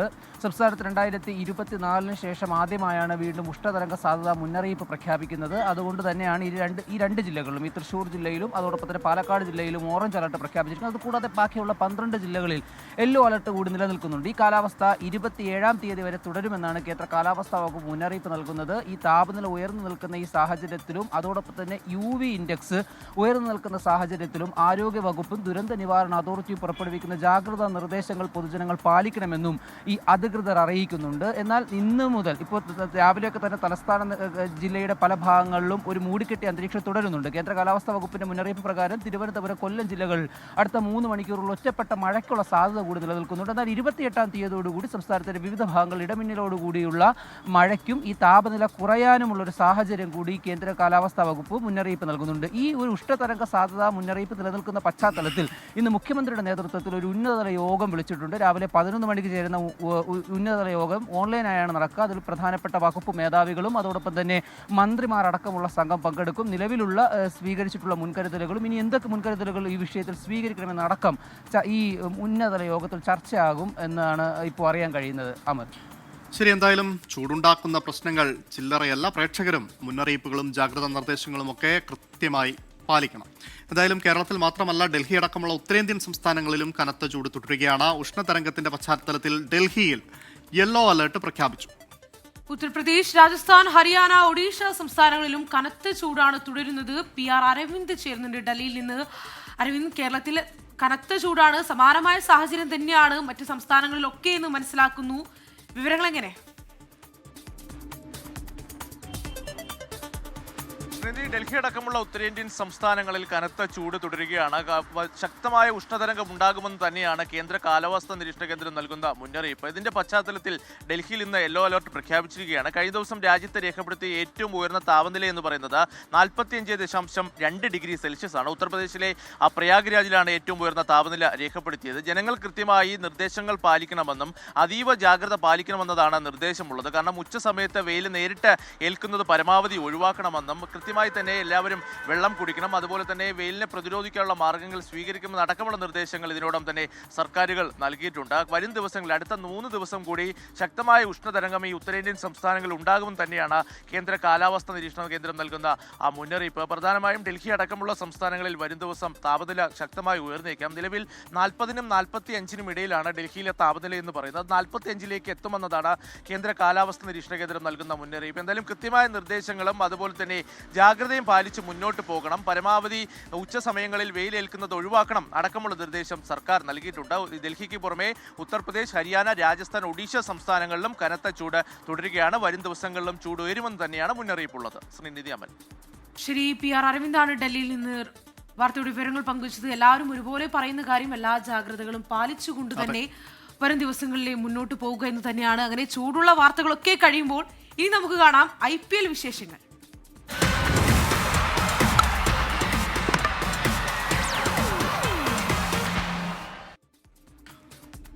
IPL-ൽ ഇന്ന് 2 മത്സരങ്ങളാണ്. 3:30 ഡൽഹി പഞ്ചാബിനെയും രാത്രി 7:30 രാജസ്ഥാൻ ഹൈദരാബാദിനെയും നേരിടും. സീസണിൽ തോൽവിയറിയാത്ത ഒരേയൊരു ടീമാണ് ശ്രേയസ് അയ്യരുടെ പഞ്ചാബ് കിങ്സ്. 6-ൽ 5 കളിയും ജയിച്ച 11 പോയിന്റുമായി 1-ാം സ്ഥാനത്ത്. ഇനി 1-2 ജയങ്ങൾ മതി പഞ്ചാബുകാർക്ക് തുടർച്ചയായ 2-ാം സീസണിലും പ്ലേ ഓഫ് ഉറപ്പിക്കാൻ. വെടിക്കെട്ട് ബാറ്റിംഗ് നിരയും വൈവിധ്യമാർന്ന ബൗളിംഗ് യൂണിറ്റുമാണ് പഞ്ചാബിന്റെ പവർ. ശ്രേയസ് അയ്യരുടെയും റിക്കി പോണ്ടിങ്ങിന്റെയും തന്ത്രങ്ങൾ കൂടിയാവുമ്പോൾ പഞ്ചാബിനെ പിടിച്ചുകെട്ടാൻ എതിരാളികൾ പാടുപെടുന്നു. അതേസമയം സ്ഥിരതയെന്തെന്നറിയാത്ത ടീമാണ് ഡൽഹി ക്യാപിറ്റൽസ്. KL രാഹുൽ അടക്കമുള്ള ബാറ്റർമാരെ വിശ്വസിക്കാൻ കൊള്ളില്ലെന്നതാണ് ഡൽഹിയുടെ പ്രധാന പ്രശ്നം. 6 കളിയിൽ 6 പോയിന്റ് മാത്രമുള്ള ഡൽഹിക്ക് ഇത്തവണയെങ്കിലും പ്ലേ ഓഫ് കടമ്പ കടക്കണമെങ്കിൽ ഉണർന്നു കളിച്ചേ പറ്റൂ. രാത്രി 7:30 നടക്കുന്ന ബ്ലോക്ക് ബസ്റ്റർ പോരിൽ രാജസ്ഥാൻ റോയൽസ് സൺറൈസേഴ്സ് ഹൈദരാബാദിനെ നേരിടും. പവർ ഹിറ്റർമാരാൽ സമ്പന്നരായ 2 ടീമുകൾ മുഖാമുഖമെത്തുമ്പോൾ റൺമഴ തന്നെ പ്രതീക്ഷിക്കാം ഗുവാഹത്തിയിൽ. ഹൈദരാബാദിന്റെ Heinrich Klaasen, Ishan Kishan, Abhishek Sharma, Travis Head എന്നിവർക്ക് വൈഭവ് സൂര്യവംശി, യശസ്വി ജയ്സ്വാൾ, ധ്രുവ് ജുറൽ എന്നിവരിലൂടെയായിരിക്കും രാജസ്ഥാന്റെ മറുപടി. ജോഫ്ര ആർച്ചറും രവീന്ദ്ര ജഡേജയും നയിക്കുന്ന രാജസ്ഥാന്റെ ബൗളിംഗ് നിരയ്ക്ക് യുവനിരയിലൂടെ ചെക്ക് വെക്കാമെന്ന് ഹൈദരാബാദും കരുതും. ഹൈദരാബാദിൽ നടന്ന കളിയിൽ ജയിച്ചതിന്റെ ആത്മവിശ്വാസവും SRHന് കരുത്തേകുന്നു. Sports desk 24. ഹജ്ജ് സീസണോടനുബന്ധിച്ച് മക്കയിലും പുണ്യസ്ഥലങ്ങളിലും സുരക്ഷാ ക്രമീകരണങ്ങൾ കർശനമാക്കി സൗദി അറേബ്യ. സന്ദർശക വിസയിലുള്ളവർക്ക് മക്കയിൽ താമസ സൗകര്യം നൽകുന്നവർക്കെതിരെ കടുത്ത നടപടി സ്വീകരിക്കുമെന്ന് ആഭ്യന്തര മന്ത്രാലയം അറിയിച്ചു. നിയമം ലംഘിക്കുന്നവർക്ക് 1 ലക്ഷം റിയാൽ വരെ പിഴ ചുമത്താനാണ് തീരുമാനം. ഹജ്ജ് തീർത്ഥാടകരുടെ സുരക്ഷയും സൗകര്യവും മുൻനിർത്തിയാണ് സൗദി ആഭ്യന്തര മന്ത്രാലയത്തിന്റെ പുതിയ ഉത്തരവ്. സന്ദർശക വിസയുടെ എല്ലാ വിഭാഗങ്ങളിൽപ്പെട്ടവർക്കും ഈ നിയമം ബാധകമാണ്. ദുൽഖഅദ് 1 മുതൽ ദുൽഹജ്ജ് 14 വരെ, അതായത് മെയ് 31 വരെയുള്ള കാലയളവിൽ മക്കയിലോ പുണ്യസ്ഥലങ്ങളിലോ സന്ദർശക വിസക്കാർക്ക് താമസ സൗകര്യം നൽകുന്നത് കുറ്റകരമാണ്. ഹോട്ടലുകൾ, അപ്പാർട്ട്മെന്റുകൾ, സ്വകാര്യ വീടുകൾ, തീർത്ഥാടകർക്കായുള്ള മറ്റു താമസ സ്ഥലങ്ങൾ എന്നിവിടങ്ങളിൽ ഇത്തരക്കാരെ താമസിപ്പിക്കാൻ പാടില്ല. വിസിറ്റ് വിസയിലുള്ളവരെ സഹായിക്കുന്നവർക്ക് 1 ലക്ഷം റിയാൽ വരെ പിഴ ചുമത്തും. ഒരാളെ താമസിപ്പിച്ചാൽ 1 ലക്ഷം റിയാൽ എന്നതാണ് കണക്ക്. എത്ര പേരെ താമസിപ്പിക്കുന്നുവോ അതിനനുസരിച്ച് പിഴ വർദ്ധിക്കും. ഹജ്ജ് സീസണിലെ തിരക്ക് നിയന്ത്രിക്കുന്നതിനും അംഗീകൃത തീർത്ഥാടകർക്ക് ബുദ്ധിമുട്ട് ഒഴിവാക്കാനുമാണ് ഈ നടപടി. നിയമലംഘനം ശ്രദ്ധയിൽപ്പെട്ടാൽ പൊതുജനങ്ങൾക്ക് വിവരം അറിയിക്കാം. മക്ക, മദീന, റിയാദ്, കിഴക്കൻ പ്രവിശ്യ എന്നിവിടങ്ങളിലുള്ളവർ 911 എന്ന നമ്പരിലും രാജ്യത്തെ മറ്റു ഭാഗങ്ങളിലുള്ളവർ 999 എന്ന നമ്പരിലും അറിയിക്കണമെന്ന് മന്ത്രാലയം അഭ്യർത്ഥിച്ചു. ഹജ്ജ് ചട്ടങ്ങൾ കൃത്യമായി പാലിക്കണമെന്നും സുരക്ഷാ ഉദ്യോഗസ്ഥരുമായി സഹകരിക്കണമെന്നും മന്ത്രാലയം പ്രത്യേകം ഓർമ്മിപ്പിക്കുന്നു. ജലീൽ കണ്ണമംഗലം, 24, ജിദ്ദ. ഹജ്ജ് യാത്രയ്ക്ക് 10 ദിവസം മുൻപ് വാക്സിനുകൾ എടുക്കണമെന്ന് എമിറേറ്റ് ഹെൽത്ത് സർവീസസ്. പ്രതിരോധശേഷി വർദ്ധിപ്പിക്കുന്നതിന് വാക്സിൻ കുത്തിവയ്പ് നേരത്തെ എടുക്കണം. മെനിങ്കോകോക്കൽ, സീസണൽ ഇൻഫ്ലുവൻസ വാക്സിനുകൾ ഉൾപ്പെടെയുള്ള ഈ സീസണിലെ നിർബന്ധിത വാക്സിനുകൾ EHS വിശദീകരിച്ചു. COVID-19 vaccine നിർബന്ധമല്ല. ഹജ്ജ് യാത്രയ്ക്ക് മുൻപ് നിർബന്ധമായും ഡോക്ടറെ കാണണമെന്നും നിർദ്ദേശമുണ്ട്. വ്യക്തിഗത ആവശ്യങ്ങൾക്കനുസൃതമായി മെഡിക്കൽ കിറ്റ് തയ്യാറാക്കാനും അതോറിറ്റി നിർദ്ദേശിച്ചിട്ടുണ്ട്. UAE-ൽ 2 വർഷത്തിനിടെ 50% സർക്കാർ സേവനങ്ങളും ആർട്ടിഫിഷ്യൽ ഇന്റലിജൻസ് വഴിയാകുമെന്ന് vice president Sheikh Mohammed bin Rashid Al Maktoum. AI നേതൃത്വം നൽകുന്ന സേവന സംവിധാനം വളർത്തിയെടുക്കലാണ് ലക്ഷ്യം. അതിനിടെ ട്രാഫിക് നിയമലംഘനങ്ങൾ തടയാൻ AI ഉപയോഗിക്കുന്നത് വർദ്ധിപ്പിക്കുമെന്ന് ദുബായ് പോലീസ് വ്യക്തമാക്കി. UAE president Sheikh Mohammed bin Zayed Al നഹ്യാന്റെ നിർദ്ദേശപ്രകാരമാണ് vice president Sheikh Mohammed bin Rashid Al Maktoum നിർണായക പ്രഖ്യാപനം നടത്തിയത്. പൂർണ്ണമായി AI-യിലൂടെ സർക്കാർ സേവനങ്ങൾ ലഭ്യമാക്കുന്ന ആദ്യ രാജ്യമായി മാറുക എന്ന ലക്ഷ്യത്തിന്റെ ഭാഗമായാണ് ഈ നീക്കം. AI ഇപ്പോൾ ഒരു ടൂൾ മാത്രമല്ല, കാര്യങ്ങളെ വിശകലനം ചെയ്യാനും തീരുമാനമെടുക്കാനും AI-ക്ക് കഴിയുന്നുണ്ട്. കാര്യക്ഷമത വർദ്ധിപ്പിക്കാനുള്ള മുഖ്യ ഉപാധിയായി AI മാറിക്കഴിഞ്ഞെന്നും Sheikh Mohammed bin Rashid Al Maktoum വ്യക്തമാക്കി. ലോകം മാറുകയാണ്, ടെക്നോളജി അതിലും വേഗത്തിൽ മാറുന്നു. ജനങ്ങളിലേക്ക് സേവനങ്ങൾ എത്തിക്കുന്നതിന് കാലതാമസം ഒഴിവാക്കാൻ AI സംവിധാനത്തിലൂടെ കഴിയുമെന്ന് അദ്ദേഹം കൂട്ടിച്ചേർത്തു. സമയപരിധി മുന്നിൽ വെച്ചാണ് തീരുമാനം നടപ്പിലാക്കുക. എല്ലാ മേഖലയെയും പഠിച്ച് കൃത്യമായി രൂപരേഖ തയ്യാറാക്കിയ ശേഷമാകും മാറ്റം. സർക്കാർ ഉദ്യോഗസ്ഥർ നിർബന്ധമായും ആർട്ടിഫിഷ്യൽ ഇന്റലിജൻസ് പഠിച്ചിരിക്കണമെന്ന് അദ്ദേഹം നിർദ്ദേശിച്ചു. ഇതിനായി പ്രത്യേക ട്രെയിനിംഗ് നൽകും. അതിനിടെ ഗതാഗത മേഖലയിൽ AI ഉപയോഗം ശക്തമാക്കുമെന്ന് ദുബായ് പോലീസ് വ്യക്തമാക്കി. അപകടം തടയാൻ AI സിസ്റ്റം റോഡുകളിൽ വയ്ക്കും. ചെറിയ നിയമലംഘനങ്ങൾ പോലും വേഗം കണ്ടെത്താൻ കഴിയുന്ന തരത്തിലേക്ക് സുരക്ഷ വർദ്ധിപ്പിക്കുന്നത് ലക്ഷ്യമിട്ടാണ് തീരുമാനം. 24, ദുബായ്. ന്യൂസ് ബ്രേക്സിന്റെ സമയം ഇതോടെ പൂർണ്ണമാകുന്നു.